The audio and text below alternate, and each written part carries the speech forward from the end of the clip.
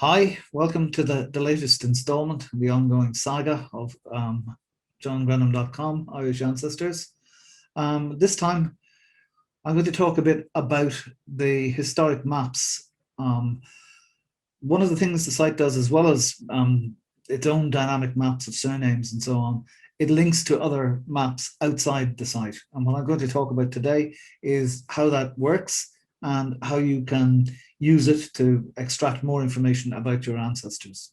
So one of the things about this as well, that a lot of the map sites I'm going to be using have fiddly little controls up in the corner or down in the bottom corner. And if I put my face, a postage stamp version of my face on the talk, it'll obscure them. So I'm going to vanish as soon as we go to the site. Right, let's go there now. Okay, here we are. And there we go. All right. So places. The way to get into these historic maps is via the civil parish maps. As I'm sure you're aware at this stage, the civil parish is the be all and end all of 19th century Irish records, 19th century and earlier. So we're going to enter via a civil parish, and the civil parish we're going to pick is in County Limerick, and it's Askeaton. And where is Askeaton here? No, I'm not quite sure either. I'll click on the link there, and down at the bottom of the page it shows you exactly where it is. So there it is, up near the Shannon Estuary. Okay, again, this is the home page for place names, okay, for records related to place names and the place names themselves. In the top left-hand corner up here, these are most of what I'm going to be talking about. These are links to external maps, and there are also links to external maps available via the places here. But so we'll start off in the top left and then work our way towards the right and down. So the Escape Ordinance Survey Map from 1840 to 1841, or 1840, it was published in 1840, 1841, the sheets over the course of those 2 years. The Ordnance Survey was an extraordinary mapping enterprise that started in the 1830s up in Derry and worked its way south, creating these 6-inch to the mile maps, extraordinarily detailed, some of them very beautiful. And they were the basis of a lot of the other records that were then produced. But the originals are available on the Ordnance Survey Ireland website. So we can go to that. Now, there's a slight problem with this. It used to be possible to do a direct link into the historic 6-inch maps. Apparently not anymore. If you get something like this, just click cancel. And the maps that you can, this is an overview, an aerial view. If you click base information and mapping, you can go down to the historic 6-inch map in color, because it's very nice in color. You click on that and you get an overlay of the 6-inch. If you want to just see it, you increase its transparency with the slider bar there. And this is Askeaton. This is the town of Askeaton, in the civil parish of Askeaton. As you can see, it's a very beautiful thing. I find these hypnotic, and I find the amount of work and the beauty of the engraving and the hand coloring extraordinary. And of course, you can overlay them with, there's the aerial view at the moment, and you can also, there are also other historic maps. Another one is the 25-inch to the mile. 25 inches to the mile is pretty extraordinary. If you zoom in, you can see just how detailed. You can almost count the bushes in people's front gardens. You can see the smithy, the pump, the pound, the church in ruins, the lime kiln, the castle, Askeaton Castle, the main street. You can see the houses. So it's an extraordinarily detailed. And again, when these things first went online, I don't think I slept for 48 hours. But so be wary. Get stocked up on coffee if you're going to be using this. Okay, there are links to these from every civil parish homepage on the site. Again, some of them work better than others. You may have to fiddle around a bit to work out exactly how to get at them, but they're all there and they're pretty extraordinary. Okay, I'm going to move away from this top left for a moment and talk about the place names here, and how you use the links in the place names to get at the valuation maps. Let's pick the wonderfully named townland of Ballyeengland, Ballyold England, Ballyeengland Lower. If you click on it, as with any of the place names in this, you're taken to the Griffiths valuation results page on Ask About Ireland. Okay, you can go in, you can look at the occupants. This is a list of the occupants, and here they are all here. You can look at the original page, which you should always do because there will be things on it that aren't transcribed. So you click on that, and here you have Ballyeengland Upper and Ballyeengland Lower, and you can zoom in, and you can see that this is a hand engraved version of the published valuation. And here, there's Patrick Mulcair holding number 6, and A stands for a house, and that's what he has here: a house, offices, that's outhouses, and land. 54 acres, 1 rood and 4 perches, worth £31 annually, and the buildings are worth £2 annually, and the total valuation is £33 annually, and that's the basis of the taxation. This is a taxation record. What about the maps? Okay, if you look at the results page, one of the columns here has map views.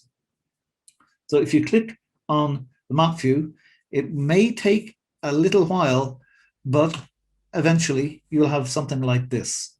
Okay, it's highly zoomed out. What the wonderful people at Ask About Ireland have done is they have knitted together all of the 6-inch sheets from a copy of the Ordnance Survey maps that was used by the Valuation Office. So this is an overview of the same maps we looked at. They're in black and white rather than in color, or the hand-colored ones, but they have all the valuation information drawn in by hand. If you're going to zoom in, this is what I was talking about fiddly controls to the right and left. Use the plus and minus. It generally centered pretty accurately over the area.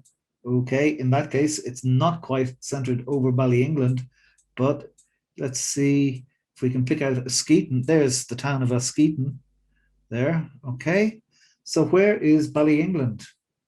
There's Ballyhomon. There's no Ballyeengland. Nope. Okay, how do you identify where the townland of Ballyeengland is?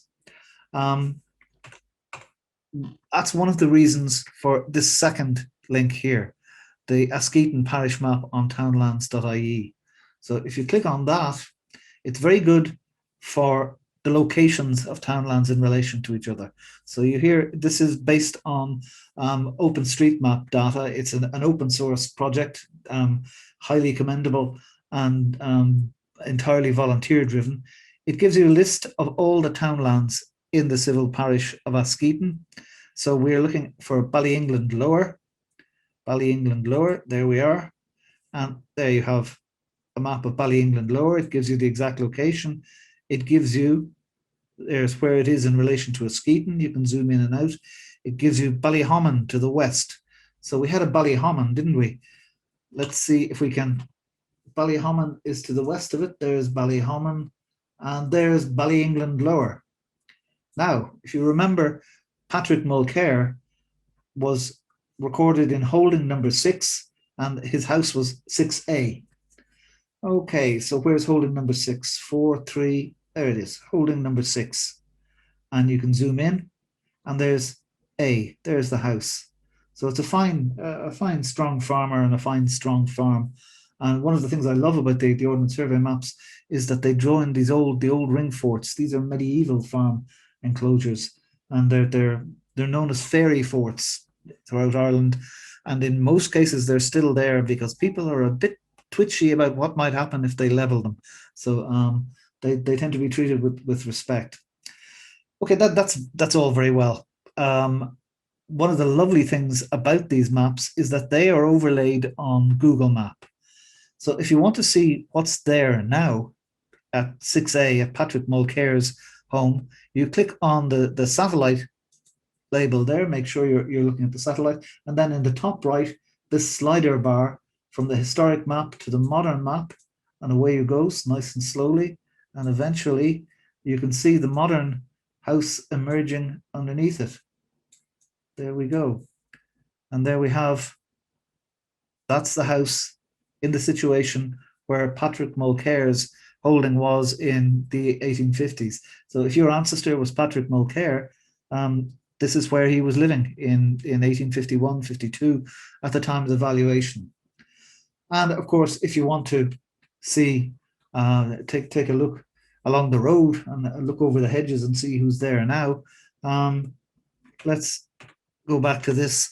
The third one in this listing here of maps is Google Maps. Again, it's not, the map itself is not that useful. The satellite overview is much easier to manipulate, and we're looking for there's Ballyhammon, there's Ballyeengland Lower, and where are we now? Ballyeengland Lower, there's Ballyeengland, and there's Patrick Mulcair's holding as it is now. And of course, with Google Maps, you have Google Street View. So you can drop yourself just on the road outside, and there's the hedge. Okay, let's go up the road and have a look at the house. One of the great unacknowledged pleasures of genealogical research is snooping on other people. Oh, there they are. That's a nice looking house. There you are. You can see where it is. It's quite possible that there is somebody related to the original Patrick Mulcair still there. It's also, given the way we are in lockdown and the fact that nobody's going to be coming and going from the country for the next 12 months by the looks of it, this is the only way you're going to get to visit your ancestral home place. So anyway, I hope this short tour of the various connections to the valuation maps, the townlands.ie parish maps and the Ordnance Survey maps has given you plenty to play around with and help you to stay up all night snooping on your ancestors and your ancestors' neighbors and your ancestors' descendants' neighbors. Happy hunting. Goodbye.